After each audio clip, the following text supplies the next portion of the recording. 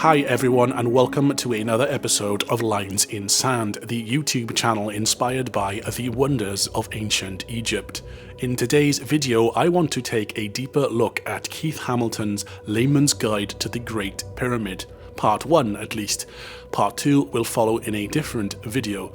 These papers have been absolutely essential resources for me when writing my videos, and I wanted to shine a brighter light directly onto Keith's work. I hope to do this with all of my literary sources actually, and will continue this series alongside my main videos to not only complement those videos but to offer a deeper dive into the literature should anyone be interested in such a thing, and to also serve as a review of said piece of work.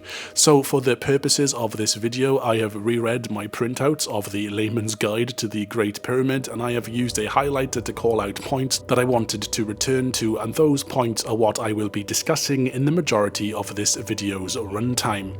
Once again, I will take the opportunity to heavily recommend taking a look at these guides yourself. You can get them for free on academia.edu, and they really are a wealth of unbiased knowledge. Although Keith does weigh in and lend his own opinion to several matters, but he only does this after letting you know that he is going to do it, so there's no muddling of fact and opinion, as it were. Anyway, if you're along with me for the journey on this one, get yourself a drink and get comfortable because it's going to be a long one. Give me a like or consider subscribing to the channel if this is the kind of content that you would like to see more of. So, let's begin. Paper Introduction. Written very recently, or published very recently rather, in February 2022 actually, off the bat Keith advises that the Great Pyramid is not his favourite subject in regards to ancient Egypt, or even in regards to just structures like pyramids. Here he writes his excellent line, which I have quoted previously. I wouldn't say that it was my favourite structure in Egypt, but for many people it's like moths to a flame. If any structure requires a government health warning, it surely belongs to the above structure. It has obsessed many people, as it has the properties of a black hole. Once it catches you in its gravity, it is very difficult to escape. He goes on to list some of the things that people think the pyramid actually is, from the tomb of Pharaoh Khufu to a power plant, water pump, etc, etc. Interestingly, some of the functions listed here I have never come across before, such as the Great Pyramid functioning as a prophetic device or a geodetic marker, so I'll have to dig a little deeper into these other alternative theories myself. In the opening paragraphs of his paper, Hamilton also expands on alternative thinkers often being branded as pyramidians. He makes, however, an important point, and one that I agree with not only on the channel but personally in all of life's situations. Be careful to not write off alternative sources of information. Just because you do not agree with them does not mean that you cannot learn from them. Hamilton himself gives the example that Piazzi Smith and the Edgar brothers are to be commended for their earlier work in gathering data and photographs of the Great Pyramid, despite their own perhaps disagreeable theories. Interestingly, Hamilton touches on similar conclusions regarding mainline Egyptology versus the number of alternative theorists out there, writing, quote, "When Egyptology has made great strides in practically every aspect of ancient Egyptian life, it appears that when it comes to the architecture, the discipline has largely vacated the subject. This lack of interest has left voids too easily filled by alternative theorists, and likely this alternative interest has entrenched Egyptology's position and reluctance to examine these massive feats of engineering." Perhaps bravely, Hamilton also presents a disclaimer in the opening paragraphs that there is not one single literary source available that covers all of the possible detail of the Great Pyramid. So that is also something to bear in mind if you're interested in getting into this kind of research. I suppose it is the endless realms of discussion and possibility that allows channels like mine to exist, so I should be thankful that we have yet to join all of the dots on this mystery.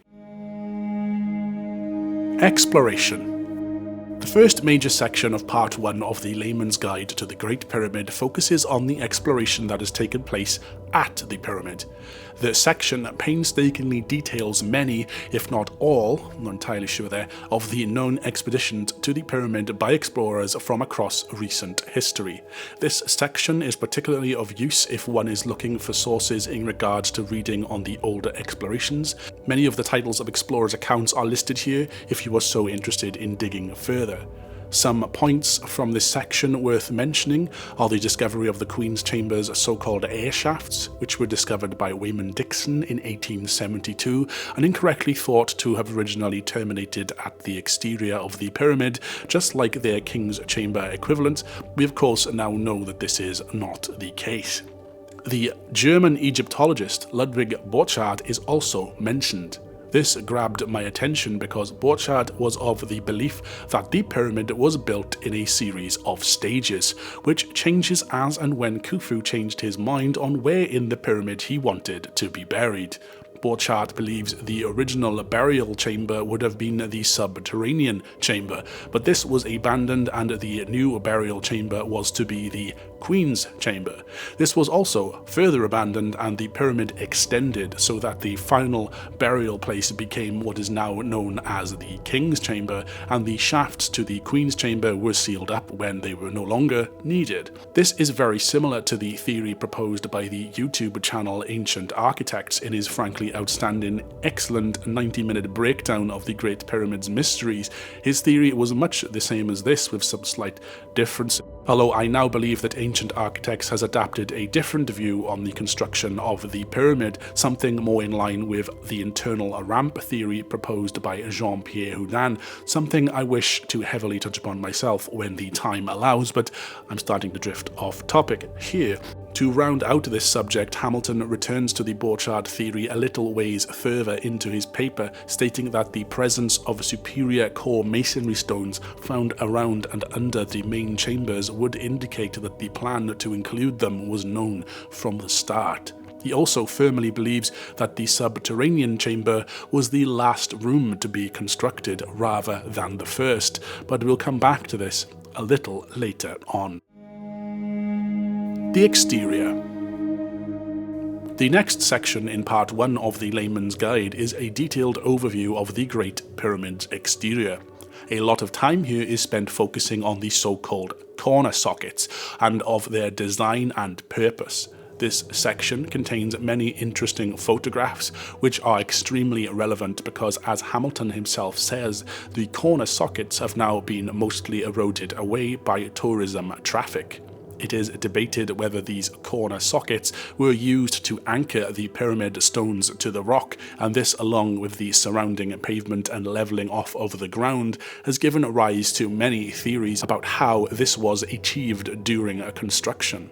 In my video on who were the first people to enter the Great Pyramid, I touched on the matter of who cleared the descending passage and well shaft of debris, allowing access to both the well shaft from the bottom end entrance and also access into the subterranean chamber. The blockage of these tunnels explains why maps in the 17th century by John Greaves only details the upper portions of the pyramid, yet earlier documents prior to Al-Mamun's tunnel only reference the descending passage and chamber. In that video, I attributed the clearing of the descending passage and well shaft to Caviglia. According to Hamilton here, this happened in 1817.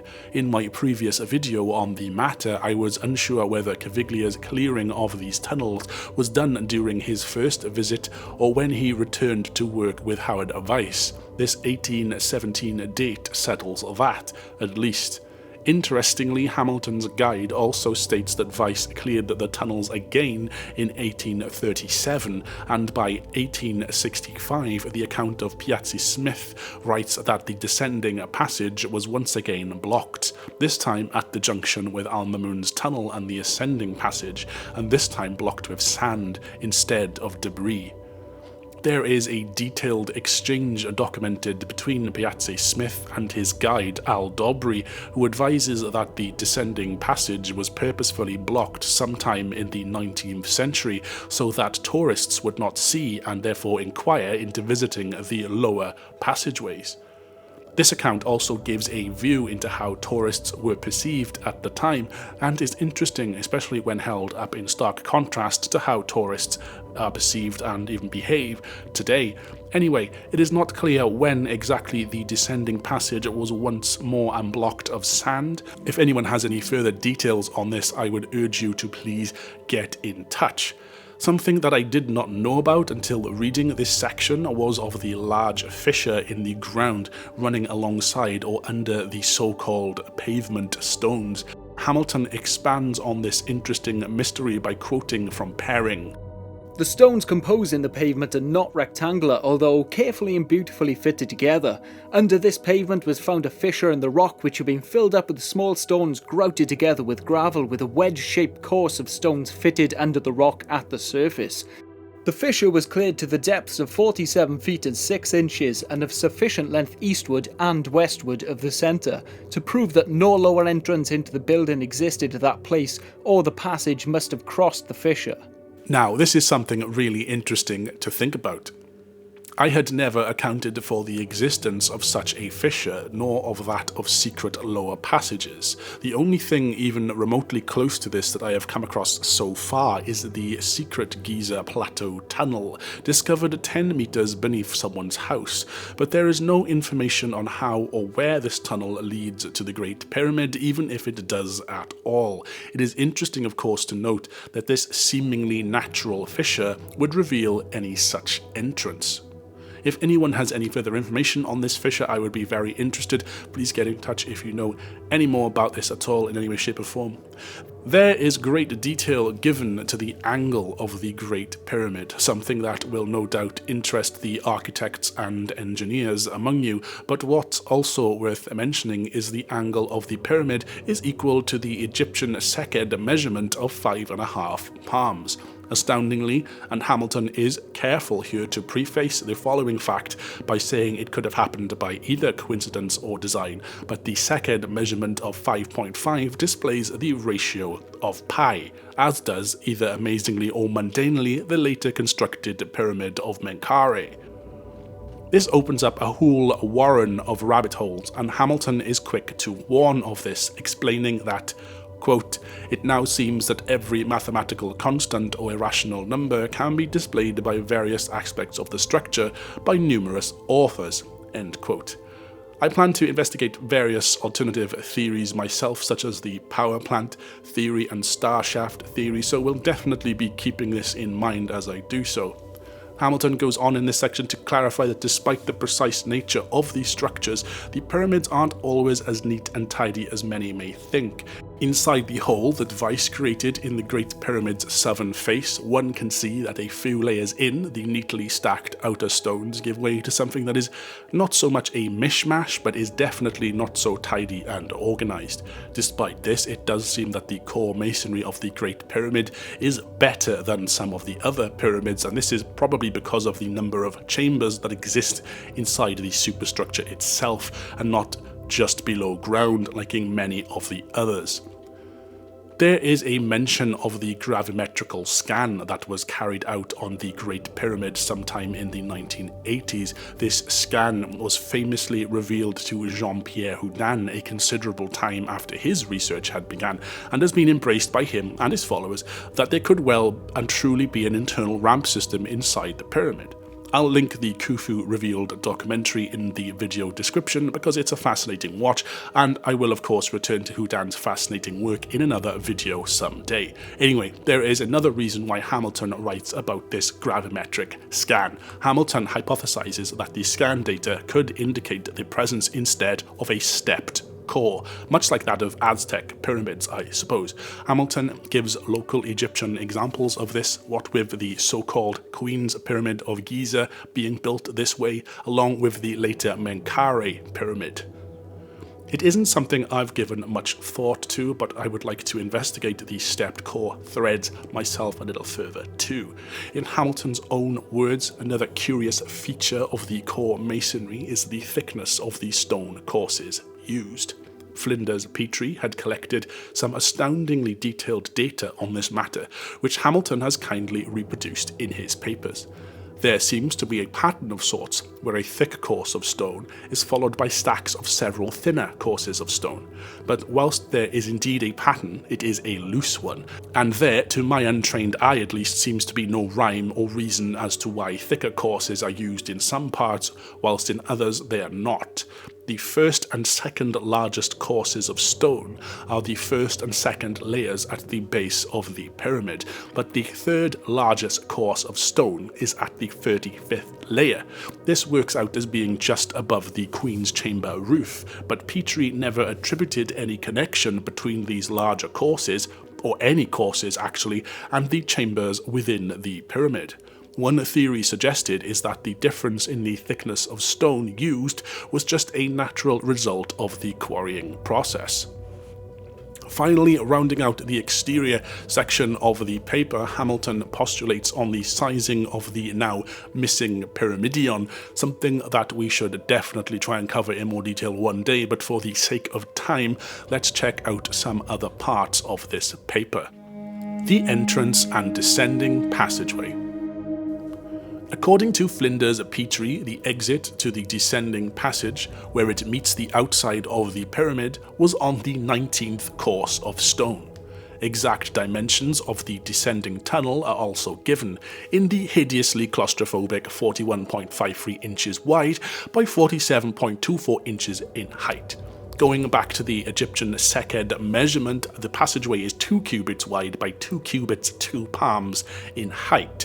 It is written here that Petrie believed that the height of the passage was intended to match the height of the stone courses that make up the granite walls of the King's Chamber. Hamilton notes that the descending passage opening is protected by a series of large pent limestone beams, unique to the Great Pyramid. However, these pent beams have long been removed or destroyed, and it is hard to postulate further about them.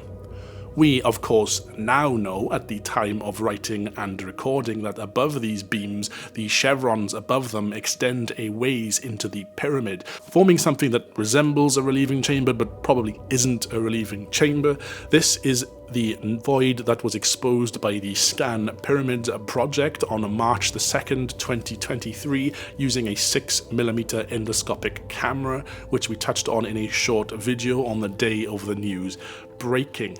Now, and I'm going to go slightly off topic here, there is a roughly 7-meter height difference between these chevron beams and the actual descending passage entrance, allowing some to hypothesize that there may be another tunnel or passageway above the descending passage entrance, but also below the recently fully discovered Scan Pyramids north face corridor. Zahi Hawass, of all people, the controversial former head of the Egyptian Antiquities Department and an outspoken figure against many of the so-called alternative pyramid theories, and someone I never thought I would agree with, publicly announced that he believes this discovery may lead to another set of tunnels, even perhaps to the real, true hidden burial place of Pharaoh Khufu. Even I kept my excited theorizing to a more realistic level than that, but I am very, very excited to see someone like Hawass, who has been accused, perhaps rightly, of obstructing legitimate avenues of exploration,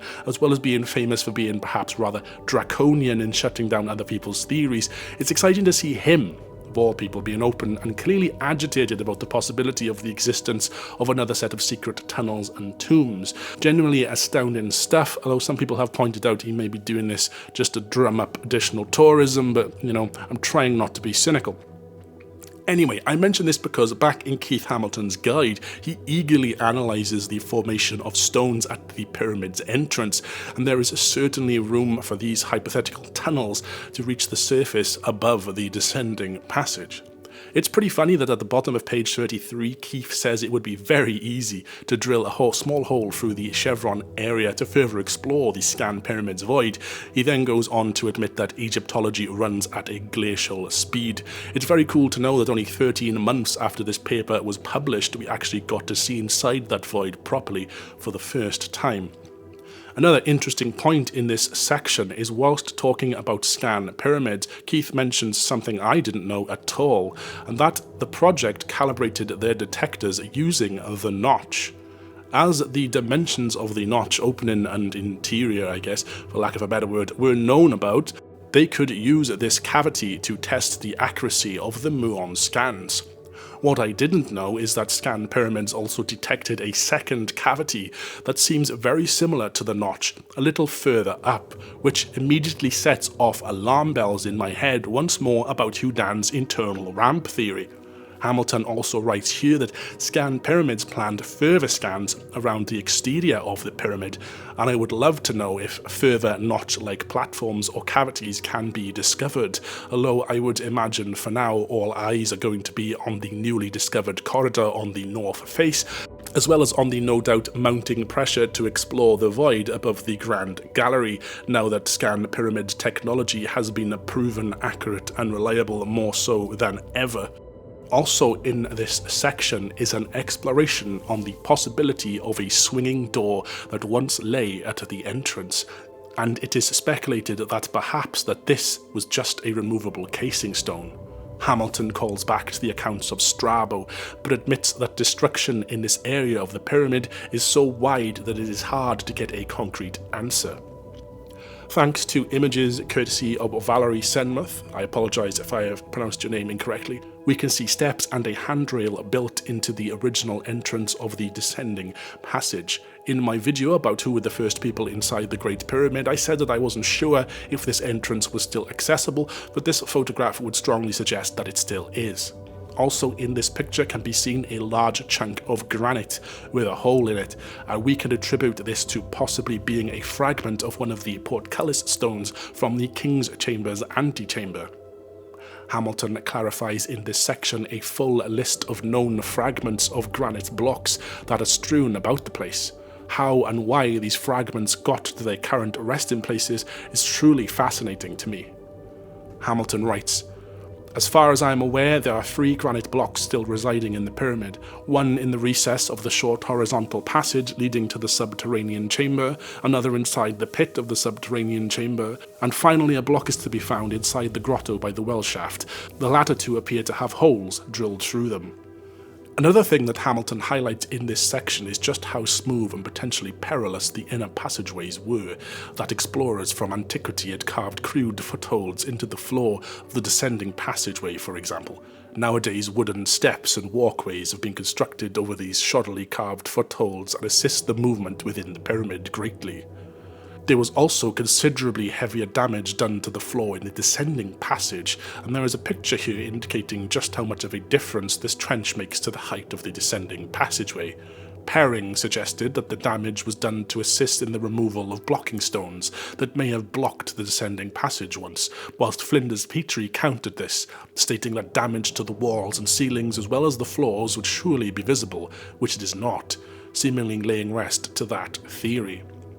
Going back to the clearing of the descending passage, we spoke earlier of Caviglia and Weiss having done this in the 19th century. It appears that the Edgar brothers may have been the first to clear the descending passage then of all the remaining debris. Caviglia is credited as opening the way down the passageway and opening the bottom of the well shaft, but it was the Edgars who cleared the passageway out completely of debris. In this statement from Great Pyramid Passages Volume 1, published in 1923, the Edgars state, "Thus we see that the floor of this descending passage has never been so thoroughly cleared, at least in modern times, as it is now. The debris which my men carried out was found to have embedded in it several small fragments of green-coloured idols. Whether or not the idols originally belonged to the pyramid, it is difficult to say. They may have been deposited in the pyramid by others than the builders." The Edgars also commented on how much light actually enters the descending passage, even all the way down to the very bottom, to the point that at night stars are visible from the very bottom. One does have to wonder, in light of the star shaft theory, what stars are indeed visible from the bottom of the descending passageway, right by the entrance of the subterranean chamber, which some say was the original intended burial chamber for Pharaoh Khufu. However, today, that is not possible to see, as the descending passageway entrance by the chevron blocks is closed with a steel door. The section goes on to, in great depth of detail, analyse the makeup of the descending passageway. It is far more detailed than I can repeat here, but a fact that I found very interesting, yet rather obvious after reading it, is that the descending passageway, after a ways down, becomes hewn out of the actual bedrock, rather than constructed out of limestone blocks. This may seem obvious, like I said, but it does reiterate the fact that the Great Pyramid is built on a knoll of some sort, that some sort of hill does exist inside the structure. The subterranean chamber. Hamilton opens up by reiterating what I've not long said, that a body of people believe that this unfinished subterranean chamber was supposedly the original intended burial chamber for Pharaoh Khufu. He states that Zahi Hawass, in his book along with Mark Layman, writes that they believe the subterranean chamber to have actually been built last, and this is why it is in an unfinished state. There is no evidence offered for this declaration by Hawass and Layman, however. Now, what I find fascinating, really fascinating, is that Hamilton goes on here to offer his own personal opinion on the matter, stating that he believes that the subterranean chamber wasn't actually a part of the Great Pyramid design at all, and was a later addition by an intruding party of some kind. He considers the possibility that the descending passage, before the existence of the subterranean chamber, was just a dummy tunnel to lead would-be robbers astray. And this does actually make kind of sense, with the ascending passage hidden and blocked, and before the days of the so-called robbers' tunnel, all a person could do in the pyramid would be to slide up and down the descending passage. It's possible that the bottom end of the well shaft entrance was also visible at this time, but that's just me speculating now on top of Hamilton's theories. However, in regards to the theory that the subterranean chamber was indeed planned at one point or another to be Khufu's resting place, Hamilton provides a brilliant little diagram that quickly deals such a theory a death blow. The sarcophagus that sits in the king's chamber, well, it doesn't fit through the horizontal passage into the subterranean chamber. With its lid removed, it may perhaps just slide on in, but on top of this there is no turning room at the junction, therefore it would be impossible to place the current sarcophagus, assumingly built to fit King Khufu, through the passage into the subterranean chamber. It is on the next page of the paper, however, that Hamilton addresses the question I attempted to address in my video: who were the first people inside the pyramids and how did they get in? Here Hamilton writes, "It would seem likely that these giant pyramids were all violated at the end of the Old Kingdom in the first intermediate period. Any late usurper who cared to use the structure would likely understand the various function and symbolism of Khufu's design, whereas today, from a distance of some 4,500 years, we modern humans can only guess and theorize what was in the mind of the architects. The usurper may have well understood the purpose of the blind descending passage and took care to leave a margin at its end to denote its original limit and retain its magical importance."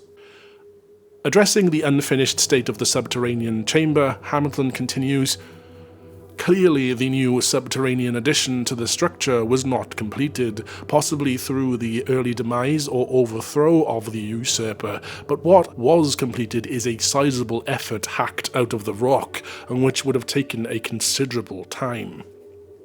Referring back to the possibility it was Khufu who built the subterranean chamber, Hamilton questions why Khufu did not order a handful of men to just finish the chamber anyway, even as work went on above them in the Queen's chamber and the King's chamber. Leaving an unfinished chamber would be suspicious to any intruders, and is also a bit of an untidy blemish on an otherwise perfectly constructed interior. Personally, I've always leant towards the thought that the subterranean chamber was an existing excavation that was there before the Great Pyramid. perhaps some sort of pre-existing burial chamber or mastaba-like structure. The well shaft could also be a pre-existing feature, at least to the point where it originally reached ground level. There is, however, to my knowledge, not really much evidence to support any of this, so I'll keep my mouth shut. I'm not really sure why, but in the subterranean chamber section of his paper, Hamilton addresses the subject of Al-Mamun's tunnel. He comments on the sheer accuracy of the tunnel before comparing it to a very similar tunnel found in Khafre's pyramid. He notes that both tunnels turn east after entering a certain ways, and addresses what he calls the myth of the falling stone from the ascending passage, which apparently alerted the diggers in Khufu's pyramid to turn left or east. He is of course quick to immediately point out that no such story explains the same turn east in the Khafre pyramid tunnel. Something that I had never noticed before in diagrams of the subterranean chamber until I read Keith Hamilton's Layman's Guide was the existence of what appeared to be the start of another passage at the top of the west wall of the subterranean chamber. Hamilton provides a picture taken during the Edgar Brothers expedition in which this cutting can be clearly seen. Al-Mamun's tunnel. One of the first things that Hamilton notes about the so-called Al-Mamun's tunnel is that its original height is no doubt long lost to us. He points to writings by Prosper Alpinus, who wrote that the tunnel was enlarged enough for a man to stand upright inside it. This was supposedly done in the year 1584 by Ibrahim Pasha. However, the way his writing is worded, it is thought that perhaps Prosper Alpinus was referring to the descending passage rather than the robber's tunnel, but this is not certain. Again, Hamilton comments on the suspicious accuracy of Al-Mamun's tunnel. In fact, he even goes as far as to say that the story of Al-Mamun being responsible for the robber's tunnel has been parroted so much over history that it has now automatically become fact. He points to research by a man called Michael Cooperson, who suggests that it was not actually Al-Mamun that made the tunnel at all. From these reports, it is clear that the Caliph found a pyramid with a tunnel already bored into it, perhaps the same pyramid and the same tunnel described by his clerical guest, Dennis of Talmare. We noticed a fissure in one of them, but the tunnel was blocked, and so great efforts and protracted toil were expended to clear it. As I touched on in my video on this subject, Hamilton states in the era of Al-Mamun, the Great Pyramid would have retained its finishing casing stones, and the original entrance into the descending passageway was known about. He also links to the potential repairing of or filling in of the robber's tunnel during an era where restoration attempts were made on the pyramids. Evidence exists for this on the Menkaure pyramid, but that's another story for another time.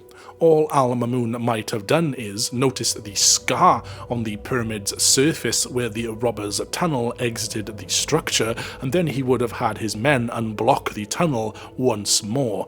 This section is rounded out with further musings on whether the tunnel was carved from the outside in or the inside out, and whether the falling plugstone story is actually true, as well as containing detailed photographs of where the excavation accurately meets the junction of the two passageways, and that's what we're going to talk about next. The ascending-descending junction and the ascending passageway. Again, we open up another section with the fact that I was not privy to until reading this excellent paper.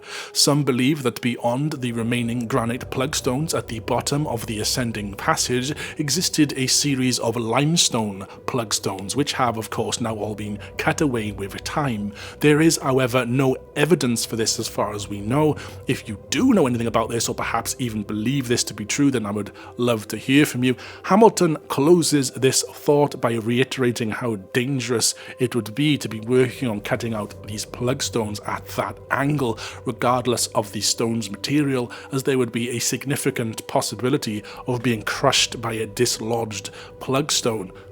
One thing that has always ominously terrified me is the view of the bottommost granite plugstone from the descending passageway looking upwards at the ascending passageway. I can't imagine how terrifying it is to walk under that thing in real life. Hamilton writes that the stone is tapered in order to fit snugly into the end of the ascending passage and to permanently be held in place.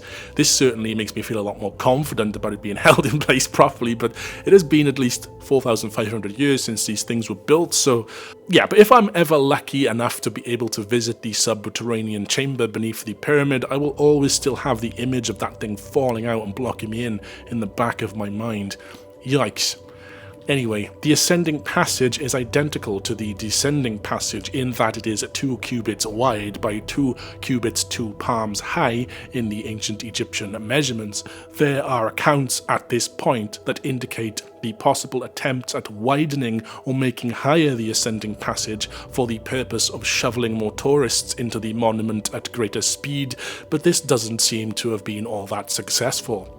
Now here is where things get really interesting.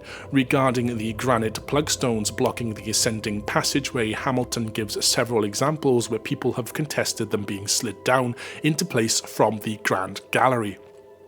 A Frenchman, a professor of architecture named J. Bruchet, believes the granite plugstones were put into place during the pyramid's construction, rather than sealing off the passageway at the end of construction. Gilles Dormian and Jean-Patrice Guidin, in their 1986 book, or paper perhaps, indicate that the ascending passageway is 1.5 centimeters narrower in one place than the size of the granite blocks themselves. So how were they kept in the Grand Gallery and sent down to seal the passageway if they do not fit? And just a quick word there to Gilles and Jean-Patrice. I apologize if I pronounce your surnames incorrectly. This is what really piqued my interest, though. The duo suggest that to circumvent the ascending passageway, which would have been blocked up during construction, a second set of tunnels could exist inside the pyramid. In light of recent developments, what they write next is really what's interesting. To circumvent this, they suggested a second entrance into the pyramid under the chevrons by the entrance, which would lead to a hidden chamber north of the King's Chamber. Hamilton is also right to note that others have indeed proposed hidden passageways leading from the chevrons at the Great Pyramid's entrance. We spoke about the possibility of a separate set of funerary tunnels in one of my recent videos about the confirmation of the Scan Pyramid's north face corridor. I really needed to do some more digging here into the writings of Gilles Dormian and Jean-Patrice. In this section of the paper, attention is then turned back to the legend of the falling stone, which originally concealed the ascending passageway and its granite plugstones. Hamilton is quick to reiterate that evidence for such a stone does not exist, leaving such a limestone block elevated above the descending passageway in such a way that has never been done by ancient Egyptians. At least there isn't any examples of any other stones suspended like that in any of the other pyramids. Hamilton also speculates at this point whether the descending passage once contained its own plugstones, calling to diagrams of the so-called trial passages found east of the Great Pyramid. We also get a detailed look at the structural makeup of the ascending passageway, the odd arrangement of its so-called girdle stones. Gilles Dormian provides a theory that these girdle stones could have been housings for a series of portcullis installations, greatly adding security to the upper portions of the Great Pyramid. In support of this, his writing points to a passage in the Bent Pyramid, which has a similar portcullis system along one of its corridors. Dormian does go on to state, however, that this portcullis system appears to have been abandoned in the Great Pyramid in favour of the granite plugstones that we see today. The Grand Gallery. Hamilton is certainly spot on with his opening line of this section. The Grand Gallery is surely one of the more perplexing spaces inside the pyramid.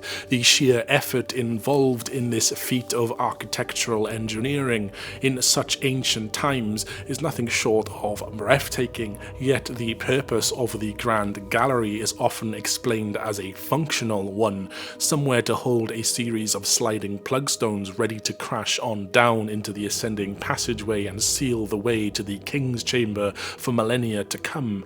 or to act as some sort of counterweight system during the construction of the pyramid.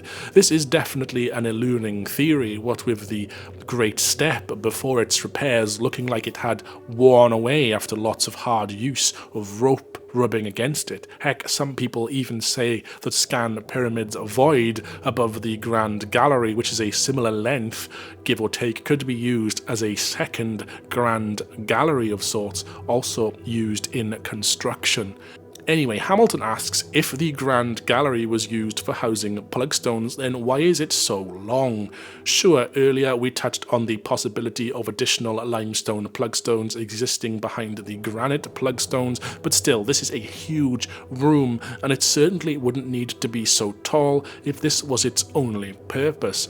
Once one enters the Grand Gallery from the ascending passage, the floor continues up at the same trajectory and is of course kept to the same width of 2 cubits wide. This eventually levels out flat, and where the Grand Gallery continues upwards, the 2-cubit wide passage continues horizontally into what would become the passageway along to the Queen's Chamber.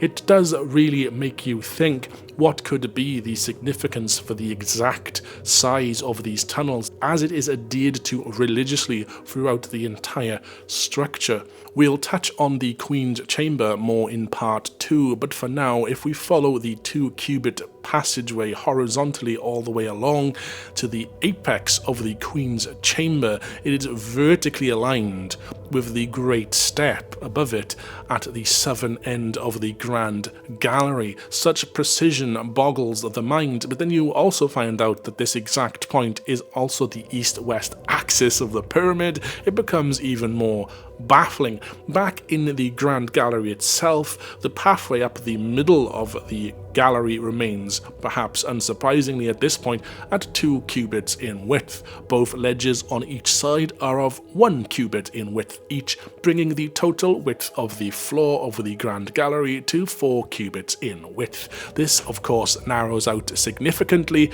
towards the ceiling, what with the incredible corbelling of the stone work.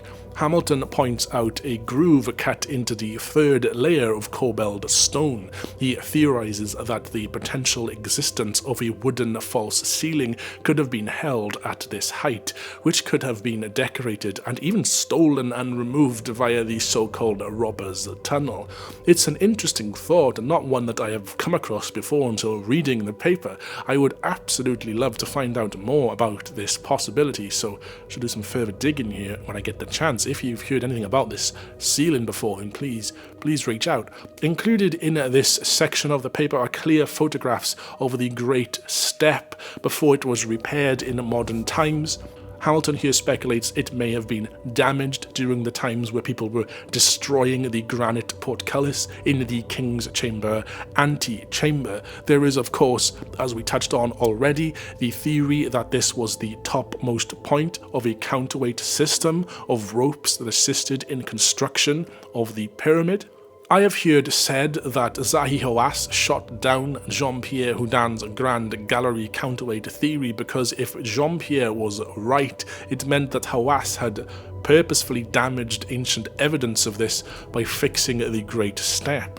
On the east wall above the Great Step is the small tunnel which leads into the relieving chambers, or so-called relieving chambers, above the King's Chamber. This must have been a nightmare to reach, and I commend the people brave enough to climb up there and enter that way, although there are now many people who have been inside the so-called relieving chambers above the King's Chamber. Back towards then the bottom of the Grand Gallery, where the ascending passageway tunnel opens out into the gallery, there is on the west wall the opening to the mysterious well shaft. This is covered over today with a metal grille, but we can see from photos that it left a rather ominous hole. Even though there's not a dead straight drop, you have to go inside and then west a little before it starts descending vertically, but still a lot of time is spent by Hamilton analysing the holes cut into the ramps or ledges that run up the Grand Gallery. There is a lot to unpack here, but the theory that perhaps plugstones were held in a line ready to be let loose down into the ascending passageway at the right time. In regards to that, Hamilton compares the spacing between some of the holes with that of the granite plugstone sizes given by Gilles Le Dormian, and makes the astute conclusion that some of the plugstones are simply too long to fit into these sections and would encroach into some of the neighbouring holes, which is an interesting sentence to read out loud, I'll say that much. Any crossbeams, therefore, wouldn't properly fit. Hamilton laments the lack of accurate data on these cut holes and, to be honest, with the Great Pyramid in general. To be honest, I have to agree with him. A lot of the accounts that we quote back to are so old that a solid modern survey of the pyramid would really do a lot of good. Hamilton states, "Gone are the days when pyramidologists such as the Edgars could explore and research the structure. Today, research is tightly controlled, and so we are all hamstrung, awaiting accurate data that only Egyptology can provide. Unfortunately, there is no sign that Egyptology will collate such data." Like I said, I couldn't agree more, and I find that quite sad. Final thoughts. Towards the beginning of the document, Hamilton states that no such coffee table book exists detailing all the points of interest within the Great Pyramid. Personally, I would have to disagree, because over this first part that we have covered in today's video, and in the second part which we will cover in a following video, Hamilton has done just that. Hopefully you can see just from my video on part 1 of his Great Pyramid Guide that this thing is packed to the gills with outstanding information. His writing is technical and informative without being exhausting, and should one feel that further investigation into a particular point is needed, the text is fully referenced with lists to the publications quoted adorning the bottoms of most pages. I will perhaps keep this final thoughts section for part 1 of the Layman's Guide rather short, and reserve a deeper final note for the end of part 2, for whilst I kinda see both of these parts as one cohesive document, Keith did decide to split them, assumingly due to the large amount of information contained within them. Regardless, I think it will be better to give a more formed thought on the whole thing from that final point. In part 2, we'll take a look at the guide's sections on the King's Chamber and the Queen's Chamber, as well as the Antechamber, portcullis, and both the sets of shafts from each chamber. If you've made it this far into the video, I would like to thank you for sticking with me. I hope you have learned something new today, as I have, and I hope I have encouraged you to read this paper yourself. On top of that, I hope you've enjoyed today's video, and I will see you soon for a breakdown of part 2 of the Layman's Guide to the Great Pyramid by Keith Hamilton. I'll catch you in the next video. Take care out there. Bye for now.